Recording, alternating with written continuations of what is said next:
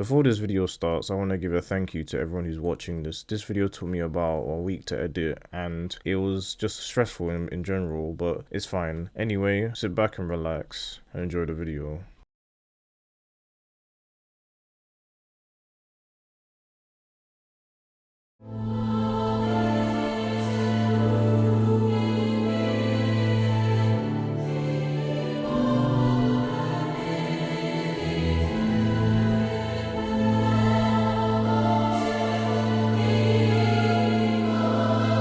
Before we start the main points, I want to get onto some side points that have happened throughout the industry and some issues that have happened in the last 10 years. Now, so let's start. Microtransactions, pay to win, day one DLC, season passes, battle passes, locking content that should be in the game behind paywalls, loot boxes, releasing broken games, games being delayed too many times, and last but not least, games being released unfinished.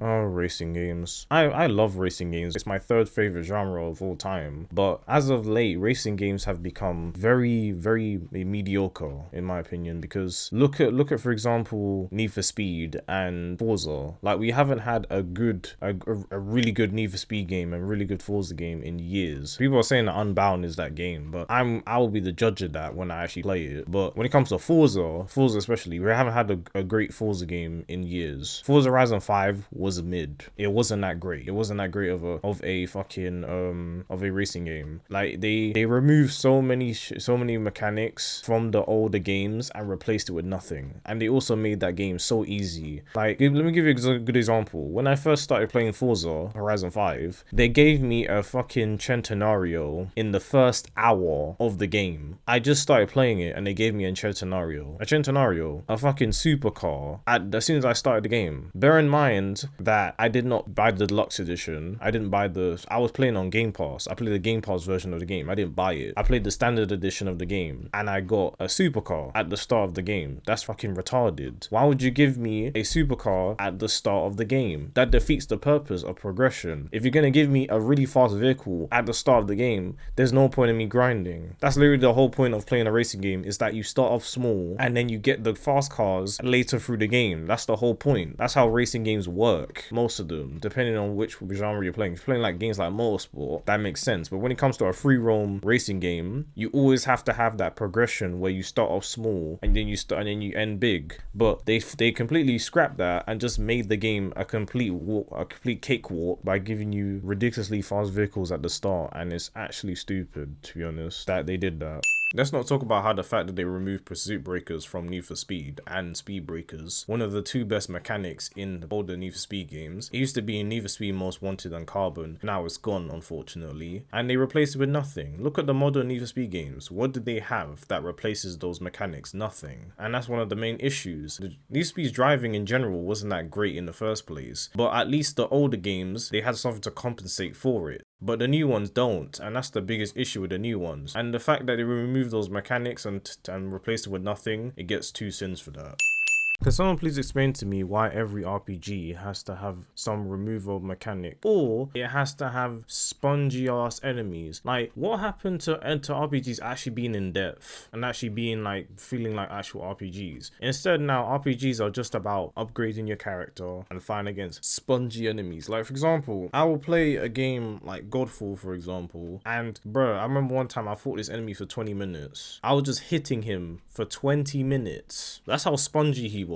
When in Devil May Cry, I could defeat the final boss on the hardest difficulty in 5 minutes. You get my point. And I was playing on normal on the RPG, by the way. I was playing on normal. I wasn't playing on hard. And hard, he has even more health. So it would have took me even longer. It would took me about 40 minutes to kill the enemy. That is not fun. And they also regen health. That's not how you design RPGs. RPGs are supposed to be designed in a way that makes you feel powerful as you progress. If I feel the exact same way, if I'm just as powerful as I was when I started, there's no point of it being an RPG. It defeats the purpose of it being an RPG. And even though I'm not an RPG fan, that's still an issue that is prevalent throughout a lot of RPGs, and for that is getting 5 sins. Also, speaking of RPGs, let's talk about how the fact that almost every skill-based game is being turned into an RPG. Like, look at, for example, 3 games, Assassin's Creed, God of War 2018, and Wolfenstein Youngblood. All of those games were given RPG mechanics for some stupid reason. Like, you don't have to make a game an RPG to make it different. You can still make a game skill-based and still make it different. Look at Doom, for example. The old good Doom games are not like the new ones, but they're still skill-based games. You don't have to change an entire game genre to make it different. It's the same with Final Fantasy. Final Fantasy used to always be a turn-based game, but then they turned it into a hack and slash. When Final Fantasy never used to be a hack and slash, it was always a turn-based game. And changing a game's foundation for no good reason is not good game design. It ruins the identity of a game and of a franchise. And the fact that we still have this issue is a complete and utter shame, because like I said, I'm not an RPG fan, but I know a lot of RPG fans are sick and tired of that. Oh, first-person shooters, how the mighty have fallen. There are only a handful of first-person shooters that are actually good. Most of them aren't, unfortunately. But that's not really the issue. The biggest issue with first-person shooters is the fact that we haven't got any new IPs that have been able to rival Call of Duty, rival Battlefield. We haven't gotten any of those, unfortunately. And because of that, we keep getting the same games over and over again, because no company has the cojones or the skill to be able to rival Call of Duty or Battlefield. So we just keep getting the same games over and over and over again. Keep getting Battlefields, keep getting Call of Duties every single year or every 2 to 3 years. We keep getting the same franchise and it's boring. Like, I'm sick and tired of it, to be honest. I don't really care about these franchises anymore. Mainly Call of Duty. Battlefield, kind of. Call of Duty, not really. Call of Duty died years ago, in my opinion. And if this continues, then the industry is going to keep going downhill, unfortunately. Also, I haven't even mentioned how the fact that almost every game nowadays gets a sequel. Like, why? Why does every single game need to have a sequel? It's not necessary. Haven't you guys heard of one-offs? Like, one-off games? Like, that's one of the main issues in entertainment, is that how everything needs a sequel.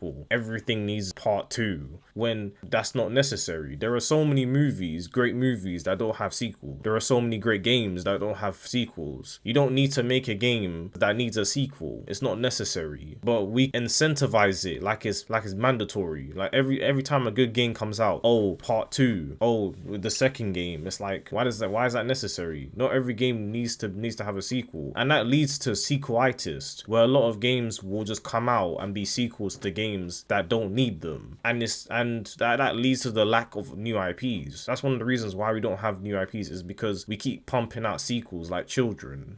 Since we're on this topic, let's also talk about remakes. The amount of games that are being remade now is getting out of hand. Demon Souls, Resident Evil 3 remake, Last of Us 1 remake, Dead Space. The amount of games that are being remade that don't need to be remade is getting out of hand. And it leads to the lack of new IPs, which is the same problem with the sequels.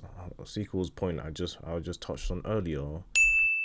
And also, have you seen the lack of new mechanics and new gameplay interaction in modern games? Most games nowadays are all about story, cutscenes, and characters. They aren't really about gameplay, because gameplay is king, and it always will be. But unfortunately, gameplay is being pushed aside for graphics and story, and that is a big problem that is prevalent throughout modern games. See, I'm not a person to talk about politics or wokeism or virtue signaling or any of that. I don't really care about it. But what I care about is how the fact that it's been injected into the medium that I love, and that is a problem. Like, we've seen so many developers and companies try to appeal to the minority. Like, for example, like first-person shooters trying to appeal to women, and 7 to 10% of women play first-person shooters, and 90 to 92% of men play first-person shooters. That's a very small number, isn't it? But we see so many box arts showing women when most women don't play first-person shooters. It's a male-dominated field, and that is a big problem, because it leads to being like agenda-focused and forced, and it doesn't need to be. Like we've seen Call of Duty Modern Warfare 2 show the pride flags have like 23 pride flags and no American flags in Modern Warfare 2, when Modern Warfare is a military game about shooting and killing people. Why the hell would you try to representate a minority minority in a game about killing people. That makes no sense. That's completely stupid. But you know, that's how modern games are. They try to appeal to people who don't even buy their games as much as the majority does. They don't appeal to the majority. And what are the minority gonna do if they appeal to the majority? Nothing. They're not gonna buy the games. They're not gonna pay for them. So why should you appeal to them? It's complete stupidity.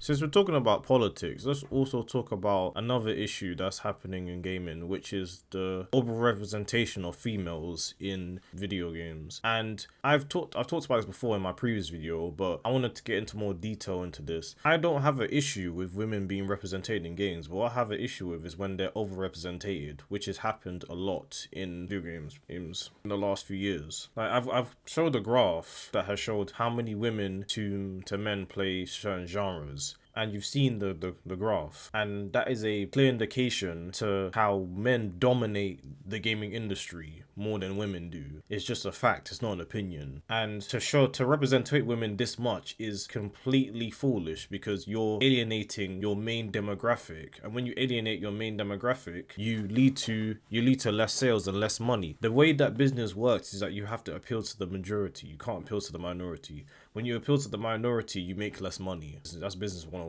And the fact that companies try to do that and think they're going to make more money is completely foolish, because the woke agenda literally teaches companies to go broke, because that way of thinking and that way of that business practice doesn't work. It just doesn't. It doesn't matter how woke or politically correct you are, it doesn't actually work. It actually does the opposite. It harms your company, and that is a big problem that needs to stop in the gaming industry. Let's also talk about how easy games are nowadays. Like, I will play a game, and every single time the game is holding my hand, telling me, oh, go this, do that. Open your map, go here, mark a waypoint. It's like, we've had games for literally 60 years and you're telling me some most basic knowledge that most people know. It's ridiculous. It's absolutely ridiculous. Games aren't designed for gamers. They're designed for people who don't play games, because people who play games already know this stuff. You don't need to tell me this. It's common knowledge. You just use your brain, to be honest. That's like telling a racing car driver how to steer. It's complete stupidity, and it leads to the lack of difficult games, or games just being well made, or games having unique mechanics, because games are made for casuals, which in itself isn't a bad thing. But when you have so many games that are casual friendly, it leads to the lack of innovation and the lack of dynamic mechanics and immersive gameplay. Let's talk about the lack of single players to multiplayers. There are so many multiplayer games coming out right now, but there aren't that many single players, to be honest. And the single players that do come out are remakes, they're not new IPs. So we have an abundance of games we've already played, but just look better or play better, instead of a new IP that's fresh. And the games that are single players aren't even that good, to be honest. Most of the multiplayer games are live service games, and I hate live service games with a passion, because they're designed not to be fun, they're designed to be grinding and boring. And I despise grinding and boring games with a passion.